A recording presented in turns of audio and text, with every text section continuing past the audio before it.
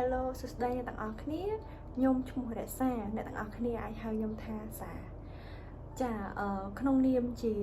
អ្នកអានសភៅម្នាក់ហើយជាអ្នកដែលស្រឡាញ់សភៅដែលក្នុងភាសាអង់គ្លេសយើងហៅថា book lover ខ្ញុំមានសភៅមួយក្បាលដែលខ្ញុំអានហើយគិតថាវាសំខាន់ហើយខ្ញុំចង់ចែករំលែកវាទៅកាន់មនុស្សជុំវិញខ្លួនហើយជាពិសេសសម្រាប់យុវវ័យដែលរឿងទាំងហ្នឹងយើងគួរតែដឹងក្នុងដឹងឲ្យបានលឿនបំផុតនៅក្នុងភាពជាយុវវ័យរបស់យើងសភៅមួយក្បាលហ្នឹងវាសំខាន់ហើយវាមានតិចនិចមួយចំនួនដែលយើង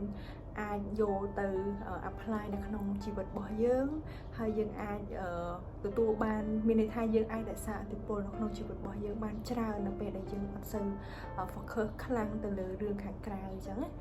ចាសភៅមួយក្បាលហ្នឹងមានចំណងជើងថា The Ladam Series by Mel Robbins សម្រាប់សភៅ The Ladam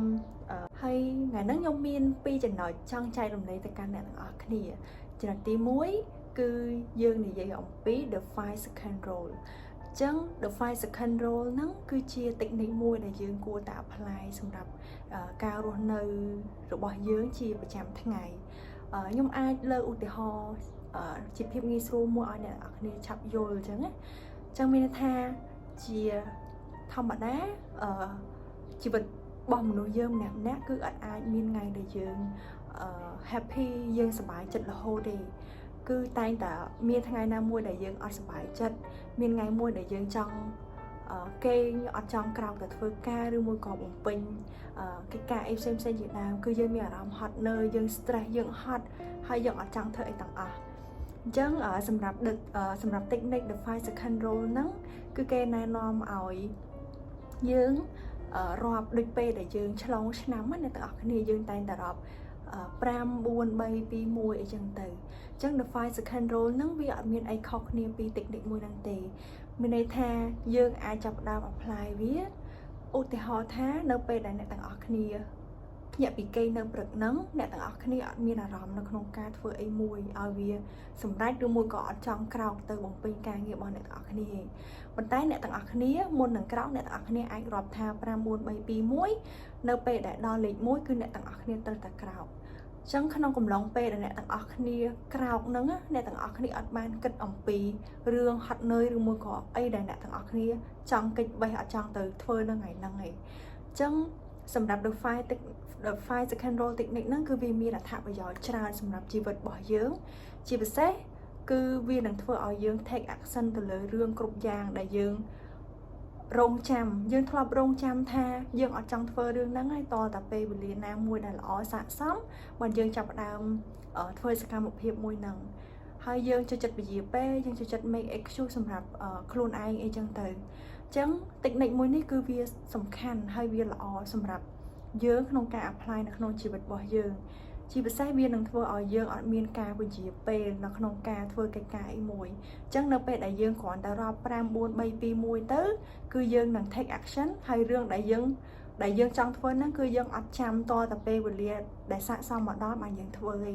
មានថាយើងរាប់ដល់1យើងត្រូវតែធ្វើថ្ងៃហ្នឹងទោះបីជាយើងអត់ចង់ក្រោកប៉ុន្តែនៅពេលដែលយើងរាប់ពី5 4 3 2 1គឺយើងនឹងចាប់ផ្ដើមក្រោកដែលអត់បានobserve ឬមួយក៏គិតទៅលើរឿងអវិជ្ជមានរឿងអស់កម្លាំងឬរឿងhơi hot ដែលយើងថាយើងចង់កិច្ចបេះគឺយើងដែលខាត់គឺយើងត្រូវតែ take action ហើយវាគឺជា technique មួយដែលវាល្អសម្រាប់អ្នកដែលគាត់ចង់បង្កើនទម្លាប់ល្អនៅក្នុងជីវិតរបស់គាត់ហើយគាត់ចង់យកវាទៅ apply នៅក្នុងជីវិតរបស់គាត់ដែរចាសម្រាប់ចំណុចទី2គឺជា technique បែប let them ហើយនិង let meចំពោះ let them ហ្នឹងមានន័យថាគឺជា technique មួយដែលយើងអាច apply នៅក្នុងការរស់នៅប្រចាំថ្ងៃរបស់យើងមនុស្សភាគច្រើនតែងតែទទួលរងសម្ពាធពីមជ្ឈដ្ឋានដែលរស់នៅទាំងការងារទាំងការសិក្សាទាំងទំនាក់ទំនងអីផ្សេងជាដើមពេលដែលយើងទន់ជ្រាយពេលដែលយើងអត់តន់អាចចេះចែករំមានន័យថាយើងអត់តន់ចេះគ្រប់គ្រងផ្លូវចិត្តយើងបានល្អចឹងរាល់ទង្វើពាក្យសម្ដីឬមួយក៏អ្វីដែលអ្នកដទៃដែលគាត់ធ្វើមកលើយើងគឺតែងតែប៉ះពាល់នៅផ្លូវចិត្តរបស់យើងហើយត្រង់ចំណុចកន្លែងហ្នឹងគឺវាសំខាន់មែនទែនអ្នកទាំងអស់គ្នានៅពេលដែលយើងព្យាយាម ឲ្យនរណាម្នាក់មក control ជីវិតរបស់យើងមានន័យថាយើងបានដាក់ក្តីសុខរបស់យើងទៅលើអាកប្បកិរិយាក៏ដូចជាទង្វើហើយនឹងអ្វីគ្រប់យ៉ាងដែលអ្នកដទៃធ្វើមកលើយើងគឺក្តីសុខរបស់យើងអត់បាន depend on យើងទេប៉ុន្តែ depend on អ្នកដទៃអញ្ចឹងណាអញ្ចឹងនៅក្នុង technique មួយហ្នឹងអ្នកនិពន្ធគាត់ថានៅពេលដែលយើងព្យាយាម give all our energy to somebody else គឺយើងនឹង lose ourselves so in order to build up ourselves we must let them be ហ្នឹងមាន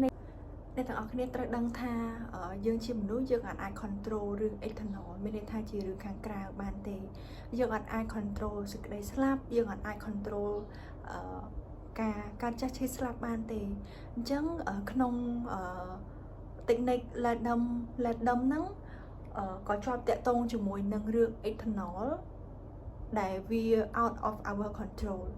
អ្នកទាំងអស់គ្នាអត់អាចទៅគ្រប់គ្រងការគិតរបស់អ្នកដទៃបានទេហើយអ្នកទាំងអស់គ្នាក៏អត់អាចទៅមានន័យថា control ជីវិតរបស់គេថាគេត្រូវតែធ្វើតាមយើងគ្រប់ពេលវេលាអ្នកទាំងអស់គ្នាអាចទៅបញ្ឈប់ការគិតរបស់គេមិនឲ្យគិតមិនល្អពីយើងហើយអ្នកទាំងអស់គ្នាក៏អាចទៅ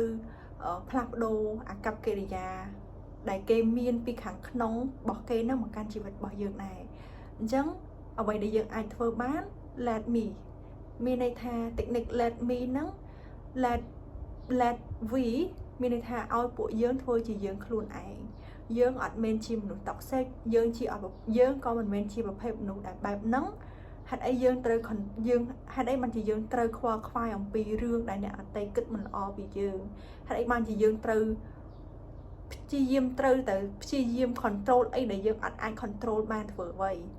មានន័យថាអ្វីដែលយើងអាច control បានគឺយើងអាច control ការគិត control អីដែលវានៅខាងក្នុងខ្លួនរបស់យើងឧទាហរណ៍ថាគេនិយាយមិនល្អពីអ្នកទាំងអស់គ្នាអញ្ចឹងអ្នកទាំងអស់គ្នាអត់អាចទៅហាមការគិតរបស់គេហាមមាត់របស់គេអត់ឲ្យនិយាយពីយើងបានទេអញ្ចឹងអ្វីដែលយើងអាចធ្វើបានគឺយើងគួរតែហាមចិត្តរបស់យើង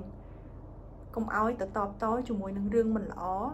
កុំឲ្យយើងទៅខ្វល់ខ្វាយជាមួយនឹងមនុស្សប្រភេទហ្នឹងហើយក៏កុំឲ្យយើង waste energy របស់យើងទៅ focus ជាមួយនឹងប្រភេទមនុស្សបែបហ្នឹងដែរអញ្ចឹងអ្នកទាំងអស់គ្នាខ្ញុំគិតថា the technique let them ហើយនិង let me ហ្នឹងគឺពិតជាសំខាន់មែនទែនហើយជារឿងដែលយើងគួរតែដឹងក្នុងនាមយើងជា human being ម្នាក់ដើម្បីយើងអាចបង្កើនផ្លូវចិត្តរបស់យើងឲ្យល្អច្រើនបង្កើនថាមពលផ្លូវចិត្តហើយនឹងស្រូបទាញអីដែលវាជារឿងល្អរឿងដែលវាមានប្រយោជន៍រឿងដែលវាមានឥទ្ធិពលនៅក្នុងជីវិតរបស់យើងជាជាងដែលយើងព្យាយាមទៅcontrol ទៅគ្រប់គ្រងអីដែលយើងអាច control បានណាអញ្ចឹងថ្ងៃនេះខ្ញុំមានតែ2ចំណុចហ្នឹងឯងហើយមានចំណុច technique ជាច្រើនទៀតដែលអ្នកទាំងអស់គ្នាគួរតែដឹងអញ្ចឹងបើសិនជាអ្នកទាំងអស់គ្នាចង់ដឹងអ្នកទាំងអស់គ្នាអាច comment បានបាយបាយ